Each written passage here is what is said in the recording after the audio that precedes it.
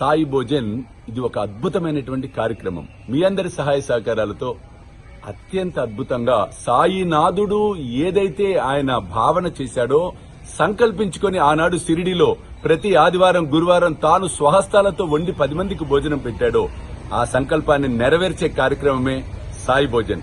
ఏ occasion అయినా అవ్వచ్చు, ఏ occasion, ఏ శుభకార్యం, ఏ కార్యమైనా దాని సందర్భంగా మీరు కూడా ఈ సాయి భోజనంలో పాలు పంచుకోండి.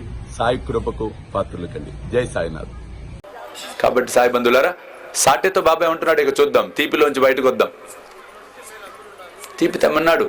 సాటెపై ఒక పళ్ళెం నిండా తీపిని తీసుకుని వచ్చాడు. బాబా సమక్షంలో పెట్టాడు. ఒక 2 నిమిషాలు అయింది. బాబా అలా చూస్తున్నట్టు. చాలురా, తీసుకుపో అన్నాడు.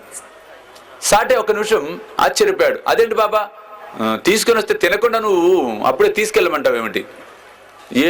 ఏమిటి బాబా, నేను నీకోసం తెచ్చా కదా, కొంచెమైనా తినచ్చు కదా అందులో అన్నాడు సాటే. అని ఆ పళ్ళెం తీసుకొని చూస్తే అందులో ఒక 2 ఈగలు, ఆ తర్వాత చీమలు తోలుతున్నాడు అని. అప్పుడు బాబా అన్నట్ట, ఏరా ఇందాక తినలేదన్నావు, ఇప్పుడు తింటుంటే నన్నెందుకురా తరుముతున్నావు అన్నాడు బాబా. సాటే నిశ్చేష్టుడైపోయాడు. నిన్ను తరమటమా? అదేంటి బాబా? అప్పుడు చెప్పాడు బాబా, పిచ్చివాడా, సాయిబాబా తింటమంటే ఈ దేహంతో తినటమని కాదురా, ఏ దేహంతోనైనా వచ్చి భుజిస్తాడు, అది తెలుసుకో సాటే అన్నాడు బాబా. చూడండి, సాయిబాబా భుజించడం అంటే ఏ దేహంతోనైనా భుజిస్తాడు. అది సునక దేహం అవ్వచ్చు, ఈగ అవ్వచ్చు, మనిషి అవ్వచ్చు, మానవుడు, ఏదైనా.